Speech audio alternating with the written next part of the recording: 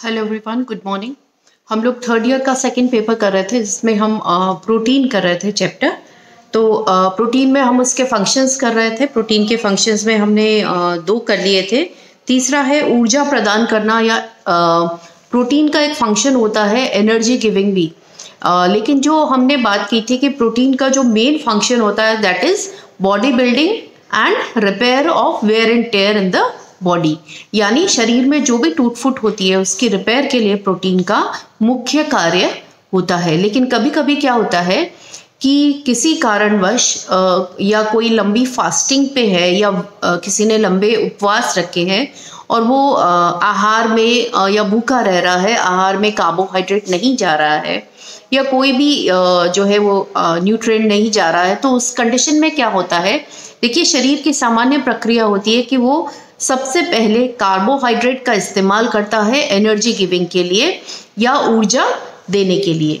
फिर जो ऊर्जा देने का जो काम होता है, मुख्य काम किसका है, ये कार्बोहाइड्रेट का, हमने जैसे कि पहले पढ़ा था। लेकिन कार्बोहाइड्रेट किसी परिस्थिति में अगर उपलब्ध नहीं है तो उस परिस्थिति के अंदर शरीर में जो उपस्थित या जो संग्रहित वसा है वो टूटकर ऊर्जा देने का कार्य करती है। दूसरे नंबर पे किसकी बारी आती है, सबसे पहले कार्बोहाइड्रेट, उसके बाद वसा जो है, जो संग्रहित वसा है शरीर की, वो ऊर्जा देने का कार्य करती है। लेकिन कई बार क्या होता है कि शरीर में जो डिपॉजिट जो वसा है उसकी मात्रा भी नहीं, कम है या बिल्कुल कोई बहुत ही लीन एंड थिन है ना, या वो वसा भी नहीं उपलब्ध है, वो कंज्यूम नहीं हो पा रही है ऊर्जा देने के लिए। तो इस कंडीशन के अंदर जो शरीर है वो प्रोटीन का इस्तेमाल करता है ऊर्जा देने के लिए।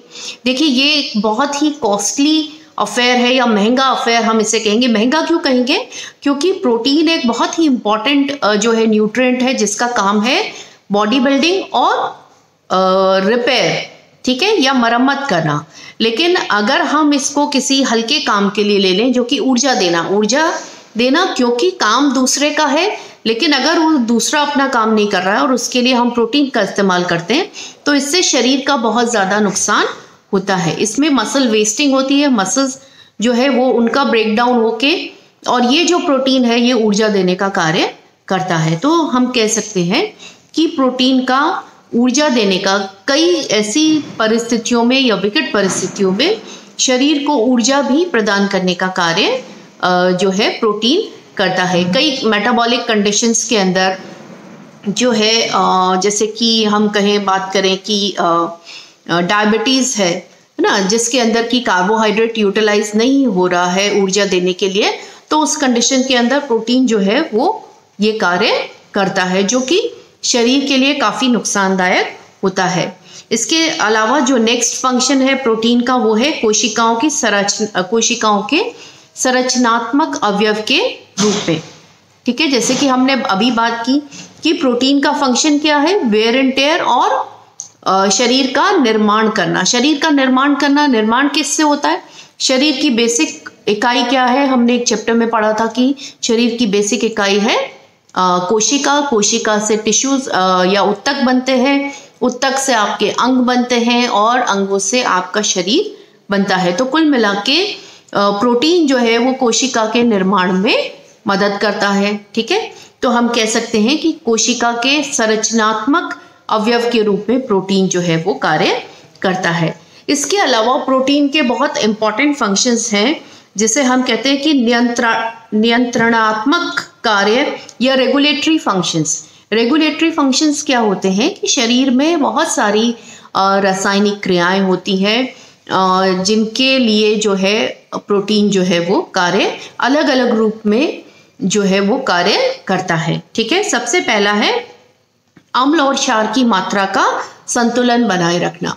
अम्ल और क्षार या एसिड और बेस का जो है एक बैलेंस शरीर के अंदर होता है, ठीक है। हमारे बॉडी के अंदर अलग अलग जो स्थान है उनका पीएच जो है वो अलग अलग रहता है और ये पीएच मेंटेन रहना चाहिए जिससे कि शरीर के जो फंक्शन है या बॉडी के जो फंक्शंस हैं वो नॉर्मल हो सके, ठीक है।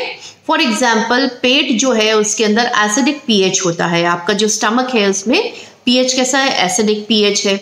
ये एसिडिक पीएच जो है ये ज़रूरी है आपके भोजन के पाचन के लिए। तो इन जहाँ पर जिस तरीके का जो है मीडियम है उसको बनाए रखने के लिए प्रोटीन जो है एक बफर की तरह कार्य करता है और इस पीएच को बनाए रखता है। कहने का मतलब है अम्ल और क्षार के संतुलन को बनाए रखने का कार्य भी प्रोटीन करता है। ठीक है, उसके अलावा है हॉर्मोन्स का निर्माण करना। देखिए हॉर्मोन्स जो है वो एक रेगुलेटरी जो है केमिकल्स होते हैं एक तरह से, और ये हॉर्मोन्स जो है ये प्रोटीन के बने हुए होते हैं। इन हॉर्मोन्स के निर्माण के लिए इनका जो एक मुख्य अवयव है वो प्रोटीन होता है। हॉर्मोन्स आपकी ग्रोथ को, आपकी बॉडी के वेरियस फंक्शंस जो है उनको रेगुलेट करने का कार्य करता है। तो हम कह सकते हैं कि प्रोटीन जो है वो हॉर्मोन्स के रूप में जो है शरीर में विभिन्न जो है रेगुलेटरी या नियंत्रणात्मक कार्य जो है वो करता है। ठीक है, फिर उसके बाद है एंजाइम्स का निर्माण। देखिए हम आगे डाइजेशन या पाचन तंत्र करेंगे, उसमें हम देखेंगे कि मुंह से स्टार्ट होकर आपका पाचन जो है शुरू हो जाता है जब भोजन आप ग्रहण करते हैं, और इस पाचन की क्रियाविधि के लिए अलग अलग स्थान पर मुंह के अंदर, पेट के अंदर एंजाइम्स पाए जाते हैं। ये एंजाइम्स जो है ये क्या है, प्रोटीन इन नेचर होते हैं, या हम कह सकते हैं कि ये प्रोटीन के बने हुए होते हैं। और ये एंजाइम्स जो है बहुत ही ज़्यादा स्पेसिफिक इन नेचर होते हैं, यानी कि ये एक तरह से हम कहेंगे कि इन एंजाइम्स को कार्य करने के लिए जो टेम्परेचर चाहिए, जो पीएच चाहिए, वो अगर नहीं है तो ये एंजाइम डी नेचर हो जाएंगे या ये अपना कार्य नहीं कर पाएंगे।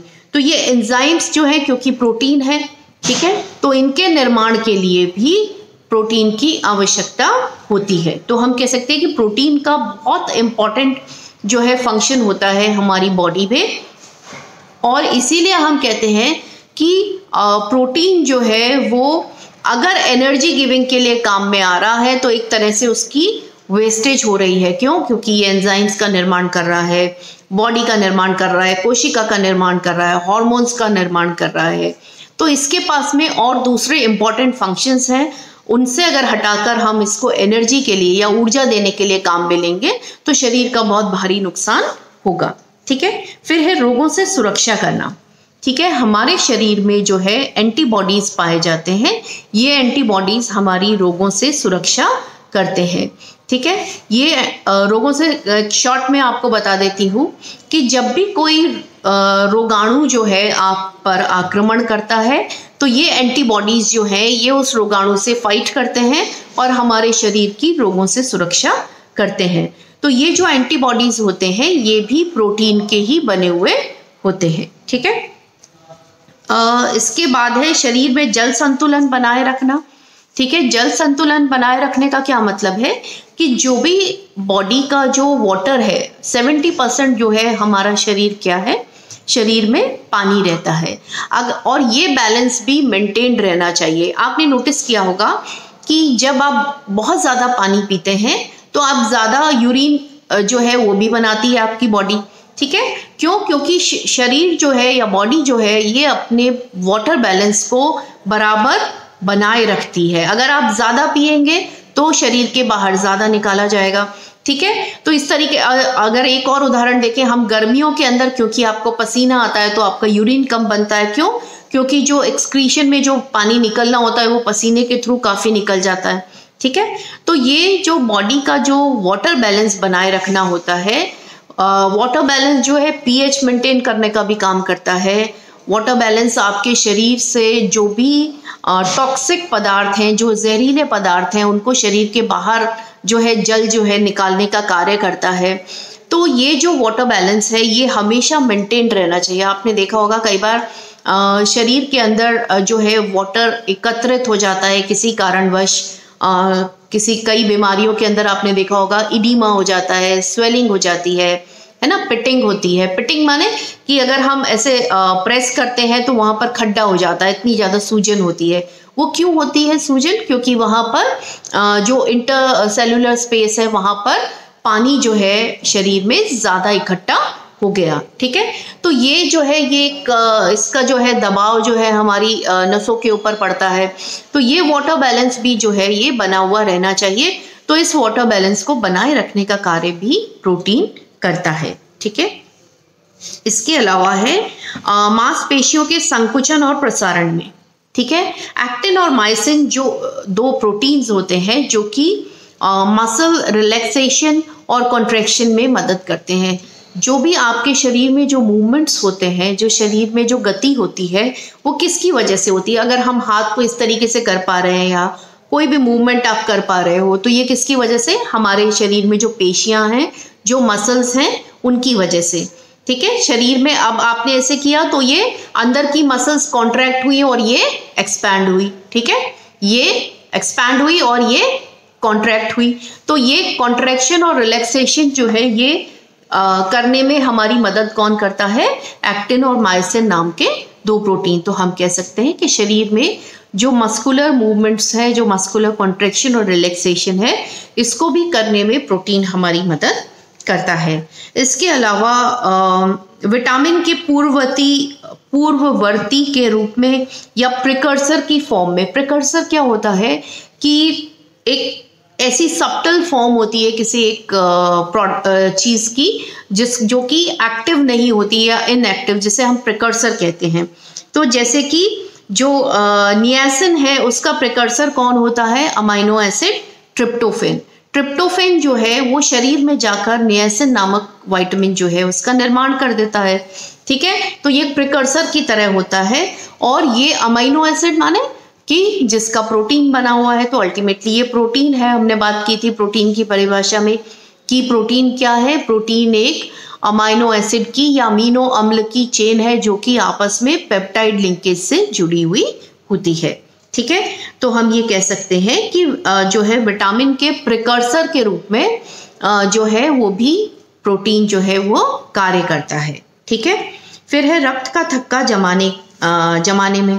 ठीक है, रक्त के अंदर जो है फाइब्रिनोजन, थ्रोम्बिन और ये प्रोटीन होते हैं जो कि रक्त का थक्का जमाने में शरीर की मदद करते हैं। देखिए, रक्त का थक्का जमना क्या होता है? आपने नोटिस किया होगा कि जब हमें कहीं पर चोट लग जाती है तो चोट के स्थान से खून निकलने लगता है और वो खून, ठीक है, थोड़ी ही देर में वहां पर जम जाता है और खून निकलना अपने आप बंद हो जाता है। और अगर हम देखें तो वहां पर जो एक जेल जैसी फॉर्म हो जाती है जिसे हम रक्त का थक्का बोलते हैं। ठीक है, तो इसको बनाने के लिए भी फाइब्रिनोजन नामक प्रोटीन जो है वो काम करता है। तो हम कह सकते हैं कि रक्त का थक्का जमाने के लिए भी प्रोटीन कार्य करता है।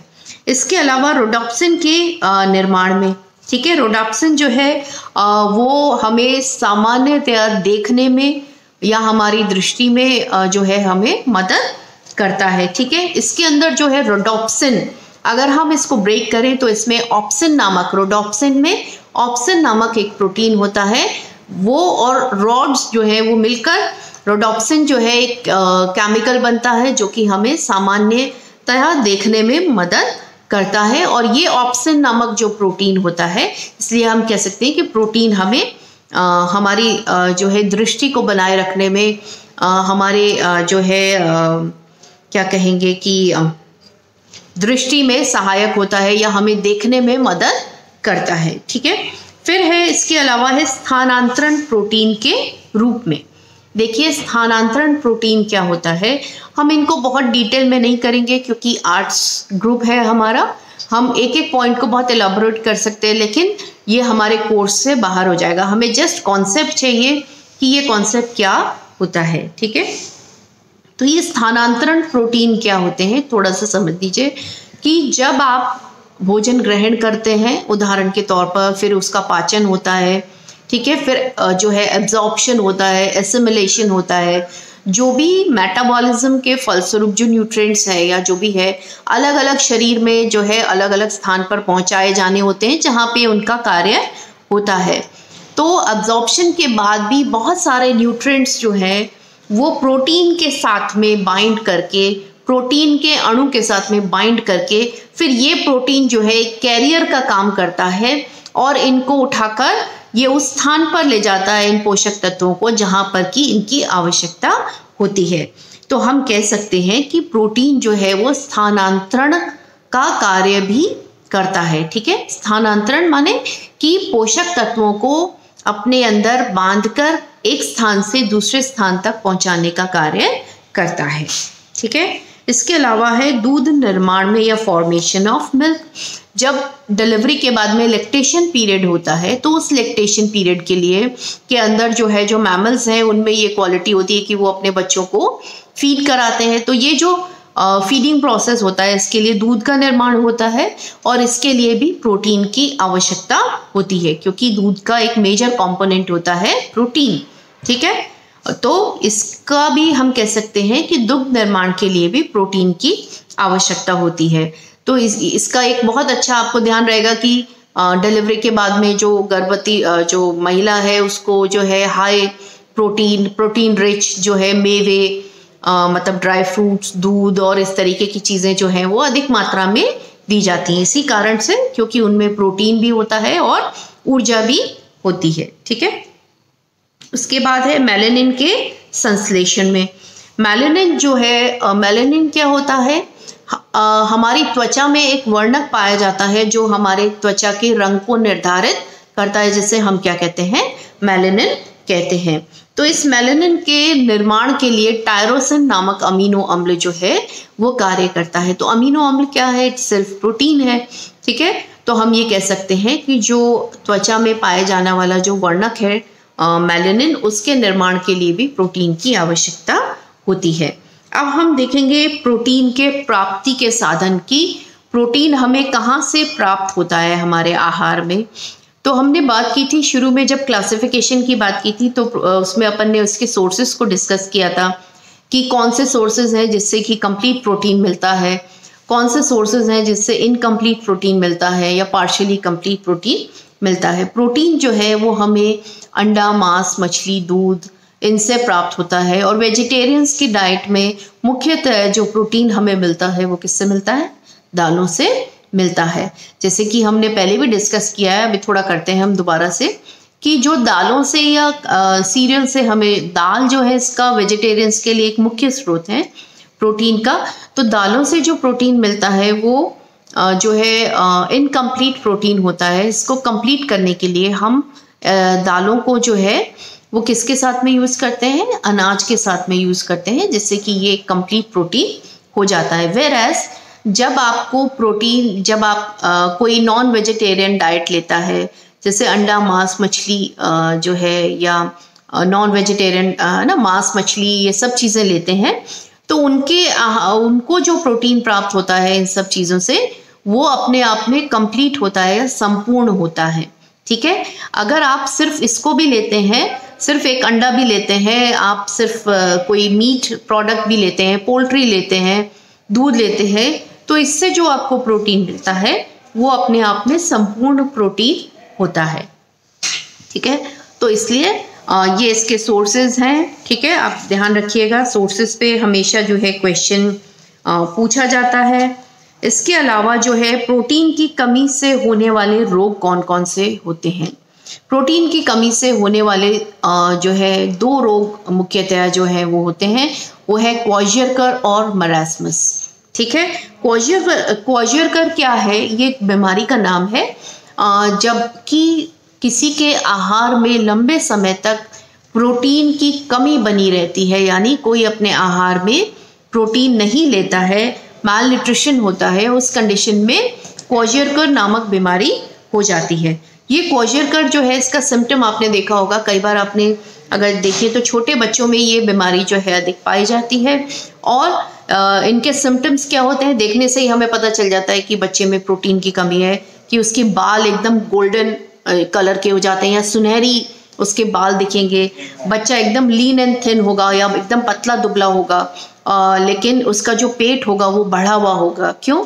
क्योंकि हमने अभी फंक्शंस में बात की कि प्रोटीन जो है वो वाटर बैलेंस का भी कार्य करता है। तो क्योंकि वाटर बैलेंस प्रॉपर नहीं हो रहा तो पेट के अंदर पानी भरने जैसी कंडीशन भी हो जाती है। ठीक है, और इस क्वाजियरकर के अंदर जो है बच्चे की लंबाई जो है या उसकी ग्रोथ जो है या उसकी जो वृद्धि है, उसका विकास जो है वो भी इससे प्रभावित हो जाता है। ठीक है, त्वचा जो है वो स्किन जो है उसमें रूखापन रहता है, चकत्ते आ जाते हैं, रंग में परिवर्तन आ जाता है क्योंकि मेलानिन का निर्माण भी करता है प्रोटीन, अभी हमने बात की। ठीक है, डायरिया भी हो जाता है। डायरिया क्यों हो जाता है? क्योंकि हमने फंक्शंस में अभी पढ़ा कि प्रोटीन जो है वो बॉडी की इम्यूनिटी भी जो है डेवलप करता है या रोग प्रतिरोधक क्षमता को भी बनाए रखता है। ठीक है, रोग प्रतिरोधक क्षमता जब नहीं होती है तभी जो है डायरिया, जो इन्फेक्शियस डायरिया है या जो किसी संक्रमण की वजह से होने वाला जो अतिसार है या दस्त है वो बच्चे के अंदर हो जाते हैं। ठीक है, यही कारण है, आपने देखा होगा कि अभी कोरोना की फेज के अंदर भी अगर हम उससे लिंक करें प्रोटीन को, तो आहार के अंदर प्रोटीन लेने की सलाह दी जाती है, high protein diet, high energy diet. क्यों प्रोटीन डाइट देते हैं? क्योंकि आपकी बॉडी की इम्यूनिटी को बनाए रखता है और यहाँ पर हमें कोरोना से फाइट करने के लिए अपनी इम्यूनिटी को ही स्ट्रॉन्ग करना होता है। इसलिए कई हॉस्पिटल्स के अंदर जो डाइट है कोरोना की, उसमें एग्स जो है और जो नॉन वेजिटेरियन है वो दूसरी चीज़ भी ले सकते हैं। ठीक है, बालों के ऊपर भी इसका प्रभाव आता है क्वाशियरकर में कि बाल जो है वो रूखे और ड्राई हो जाते हैं क्योंकि बाल जो है आपके नेल्स जो हैं ये भी किससे बने हुए हैं? प्रोटीन के बने हुए होते हैं। ठीक है, अनीमिया जो है रोग, अनीमिया यानी खून की कमी का रोग हो जाता है। अनीमिया के अंदर हीमोग्लोबिन जो है रक्त के अंदर वो कम हो जाता है उसकी मात्रा, क्योंकि प्रोटीन नहीं ले रहे। तो हीमोग्लोबिन जो है वो एक वर्णक है रक्त को जो लाल रंग प्रदान करता है। हीमोग्लोबिन जो है वो हीम और ग्लोबिन, ठीक है, हीम एक लौह वर्णक है, मतलब लौह तत्व है हीम, और ग्लोबिन जो है वो एक प्रकार का प्रोटीन है। तो ये दोनों मिलकर क्या बनाते हैं? हीमोग्लोबिन। हीमोग्लोबिन का कार्य होता है ऑक्सीजन को अपने अंदर बाइंड करना और शरीर की विभिन्न कोशिकाओं तक ऑक्सीजन को पहुंचाना, वहां पर ऑक्सीजन को छोड़ना और वहां से वापस से कार्बन डाइऑक्साइड को अपने अंदर बाइंड करके शरीर के बाहर निकालना। तो जब ये हीमोग्लोबिन की जो है कमी हो जाती है, हीमोग्लोबिन की कमी को ही हम क्या कहते हैं? रक्त की कमी, या सामान्य भाषा में रक्त की कमी या अनीमिया रोग इसे बोलते हैं। जबकि रक्त की ऑक्सीजन संवहन करने की जो क्षमता है वो कम हो जाती है। ठीक है, या इसके अलावा एक और रोग हो जाता है प्रोटीन की कमी से, वो है मेरास्मस या सूखा रोग। जब प्रोटीन के साथ साथ में ऊर्जा की भी कमी है, यानी खाने के लिए कुछ नहीं है, या आपने कई बच्चों को देखा होगा बहुत भुखमरी है कई जो है कंट्रीज के अंदर, तो वहाँ पे प्रोटीन तो कम है ही, साथ में ऊर्जा भी आहार में नहीं मिल रही है। तो ऐसी कंडीशन में जब दोनों चीज़ें डेफिशिएंट होती हैं, जब प्रोटीन भी डेफिशिएंट है और जो है एनर्जी भी डेफिशिएंट है, इस कंडीशन के अंदर मेरास्मस नाम का रोग हो जाता है। इसके अंदर जो बच्चा है वो बहुत ही लीन एंड थिन हो जाता है। इसके अंदर भी वही सारे सिम्टम्स हैं जो अभी हमने क्वाशियर करके पढ़े हैं, है ना? इम्यूनिटी लो होना, डायरिया होना, एनीमिया होना, पेट बढ़ जाना। ठीक है, बच्चा एकदम लीन एंड थिन, ऐसे स्केलेटन जैसा हो जाता है कि हड्डियां दिखने लग जाती हैं।